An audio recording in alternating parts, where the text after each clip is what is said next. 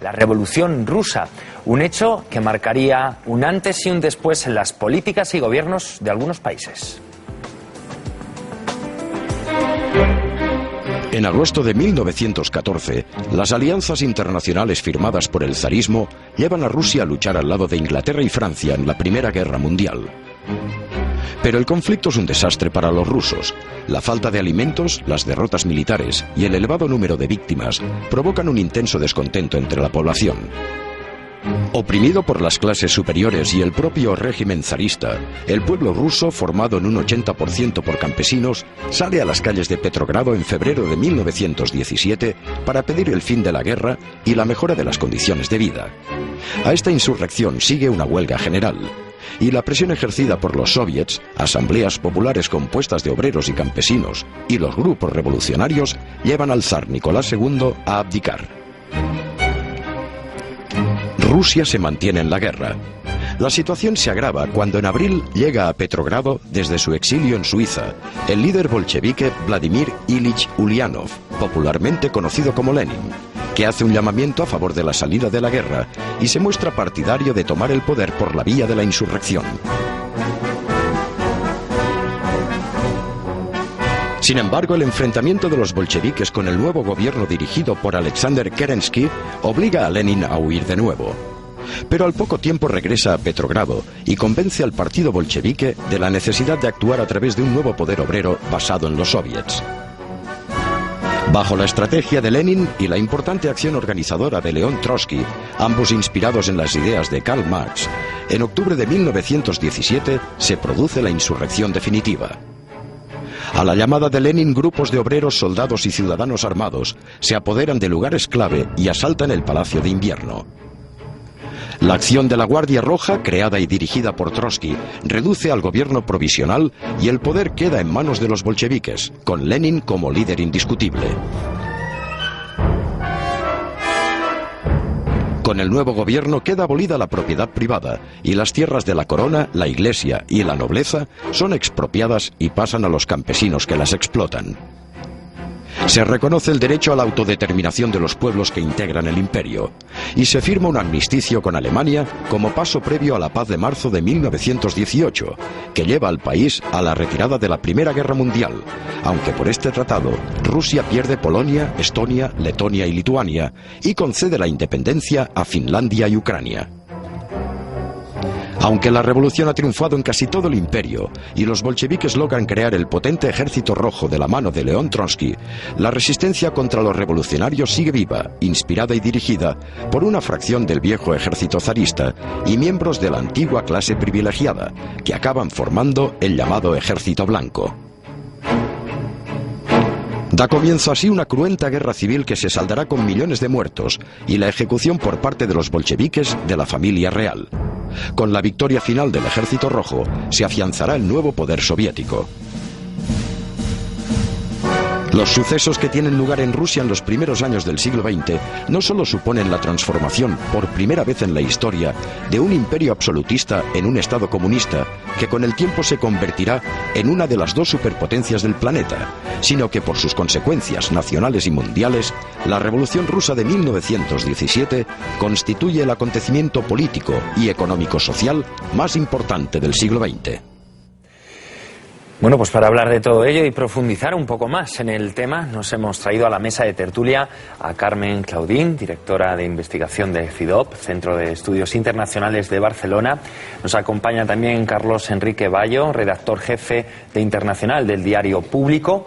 Y por último, José Luis Martín Ramos, catedrático de Historia Contemporánea de la Universidad Autónoma de Barcelona. Muy buenos días a los tres. Gracias por acompañarnos. Bueno, antes, si les parece, antes de llegar a esa fecha, 1917, y a la revolución que transformó Rusia, me gustaría retroceder unos añitos antes y saber cómo era la situación del Imperio ruso a principios del siglo XX. Bueno, en el origen de cualquier revolución siempre hay la quiebra de un estado anterior. No hay una revolución que se organiza. Para el historiador, las revoluciones se producen y se producen por unas causas que son la quiebra de lo anterior. La quiebra de lo anterior Una imagen muy tópica es hablar de la subdesarrollada Rusia como causa de la revolución. Y en realidad, pues si hacemos un análisis histórico más fino, lo que vemos es que la causa es precisamente lo contrario. La incapacidad de la autocracia zarista para responder a los retos de una sociedad y una economía que se está modernizando, muy desigualmente, pero que se está modernizando. Totalmente de acuerdo, totalmente de acuerdo. Y yo creo que uno de los elementos, además, para añadir a lo que ya nos acaban de decir, uno de los elementos importantísimos y que ya se ha subrayado en el resumen que se ha hecho refiriéndose a la Primera Guerra Mundial, es que son décadas de sucesivas y encadenadas guerras contra todo el mundo. El Estado zarista está en guerra contra el Imperio Otomán, contra los polacos, contra los franceses, los ingleses, antes de la Primera Guerra Mundial, contra los japoneses. Quiere decir todo esto que, además de esta situación que acaba de escribir él, se añade un agotamiento del esfuerzo militar que por supuesto recae sobre todo sobre la población civil, o sea, sobre la enorme mayoría de campesinos que hay en esa época, que hace que cuando llegan los bolcheviques al poder, la consigna de la paz inmediata es uno de los grandes elementos movilizadores.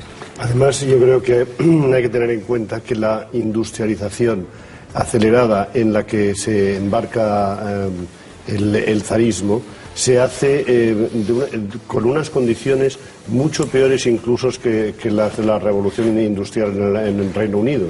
Los salarios de los obreros en aquella época en Rusia eran quizá el 25% de los que había en el Reino Unido.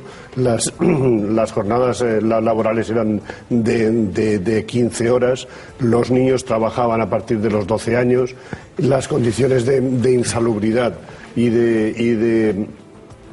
también de dificultades, porque como la producción en esas condiciones era de más baja calidad que la del resto de los otros países industriales, tenían que bajar los precios para poder competir en los mercados internacionales. No sé si nos suena eso ahora, y por lo tanto todavía eran peores esas circunstancias de la masa de obreros, que aunque es verdad que la mayor parte eran campesinos, se estaba industrializando. Esos obreros inician huelgas una tras otra. Antes de que se empiece la guerra mundial, ha habido en 2 años y medio más de 6.000 huelgas en Rusia. Claro, hay que recordar que en 1905 tiene lugar una revolución obrera que paraliza a Rusia. Como consecuencia, el zar concede la creación de la Duma, el Parlamento. Pero ¿qué sucede para que este paso hacia la democracia no se termine consolidando? Es una concesión que anula inmediatamente, es decir, es una concesión forzada. A ver, enlazo con lo que estábamos comentando antes, con lo que decía Carmen. Las guerras no eran un capricho, es que era una necesidad, dada que la autocracia había optado por alentar, aceptar una modernización, una industrialización, pero sin cambiar las estructuras internas. Entonces aquí hay un esquema básico. Sin fundamentar el crecimiento, el desarrollo económico en el mercado interno, sino intentar fundamentarlo, porque si lo fundamentaba en el mercado interno tenía que reformar la sociedad, las relaciones sociales, las relaciones políticas, sino fundamentarlas en el mercado exterior. Por tanto, esa agresividad de Rusia, del Imperio ruso. La guerra de 1905 es una guerra contra el Japón, que es el competidor fundamental que tiene en la expansión asiática el Imperio ruso. Inesperadamente es una derrota, porque Japón recién está llegado al mundo contemporáneo, y es una derrota que duele, que cataliza todo ese descontento y que obliga al zar a aceptar que va a iniciar un proceso de reforma liberal, es que no reforma democrática, porque además aquí hay un equívoco muy frecuente. En la Europa del momento no hay ningún Estado democrático, hay Estados liberales, pero no hay ningún Estado que tenga sufragio universal. Solo hay un Estado, que es Francia, que tiene más sufragio masculino, por tanto no universal. Bueno, una reforma liberal. Lo que ocurre es que el mismo zar, no al día siguiente, pero casi, anula la concesión, limita los poderes de la Duma. Exacto. La Duma es el Parlamento, y bloquea él mismo la reforma. El problema es que las sucesivas Dumas que han ido encadenándose hasta la abdicación del zar estaban ligadas de pies y manos. Además, la Duma se llamaba Duma Imperial, lo cual ya de entrada indicaba sus limitaciones. Bueno, es que las dos primeras Dumas, de hecho, las disuelve el zar, claro. La primera en 73 días, la segunda en 3 meses, simplemente porque intentan hacer un sistema más parlamentario. Claro. Entonces, cuando ya se hace la tercera Duma, se hace con unas normas según las cuales se votaba a los que iban a votar, a los que iban a votar, a los que estaban allí, aparte de que el 60% de los puestos, de los escaños, estaban reservados a los terratenientes más ricos. Solamente un 3% de los escaños estaban reservados para partidos obreros, solamente un 20% para representantes de los campesinos, y todos ellos votados así, indirectamente, 3 veces. Lo cual explica que la última Duma, que es la que dura más, es más estable, pero es totalmente artificial, porque es una Duma hecha a medida. Representa una parte de la población urbana. Con lo cual, el abismo que se va creando entre una institución política que se supone que ha de responder a la voluntad, o mínimamente a la voluntad al menos de una determinada capa de la sociedad, de hecho, hay un abismo que se va creando y que se va abriendo cada vez más, en el cual todos estos factores que hemos dicho se aceleran, y dentro de esto la aparición de la determinación del partido bolchevique, sobre todo de Lenin, que tuvo que convencer a su partido de toda una serie de cosas, hace que eso les da la fuerza que tienen posteriormente. Luego entraremos a hablar de Lenin, la figura de Lenin, pero el documental que acabamos de ver nos ha mostrado en sus primeras imágenes el desencanto, ¿no?, de la población rusa por los efectos que está teniendo sobre ella el desenlace, ¿no?, de la Primera Guerra Mundial. ¿Ustedes creen que habría tenido lugar una revolución como la que va a llegar si Rusia no hubiera tomado parte en esta Primera Guerra Mundial? Es muy difícil saberlo. Eso es muy difícil saberlo. Uno puede aventurar decir, si no hubieran cambiado esas condiciones, desde 1905 el imperio ruso está abocado a la reforma o a la revolución.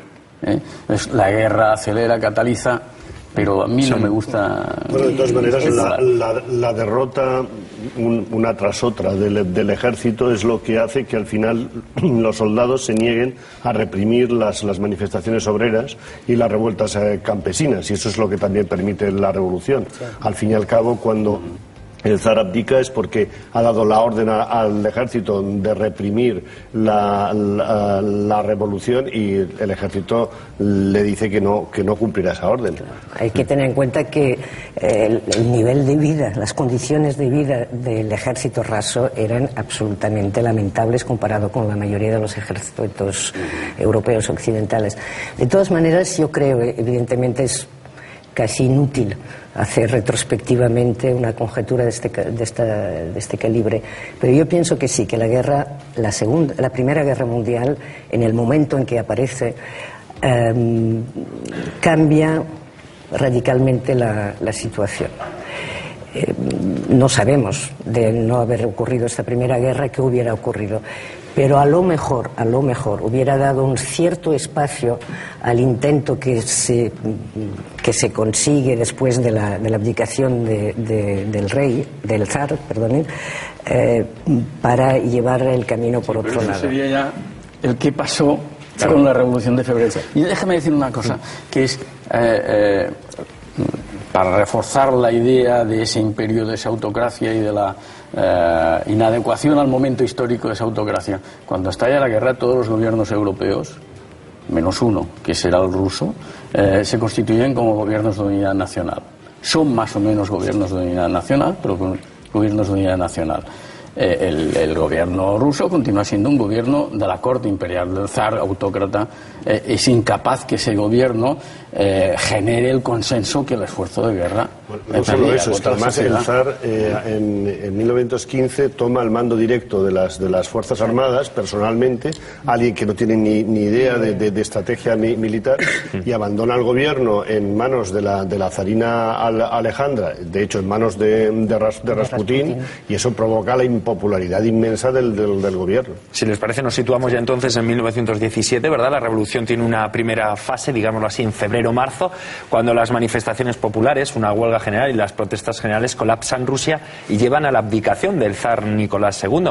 ¿Qué sucede, no, para que no se empiece a consolidar y pasemos, digámoslo así, a una segunda revolución? A ver, la revolución tiene un antecedente que es el año 16, ya es muy complejo, ya es un año de motines campesinos crecientes. Por tanto, hay un descontento en el ejército, empiezan conspiraciones políticas y militares también, y estalla la revolución espontánea, digamos, de febrero, porque es la revolución de febrero es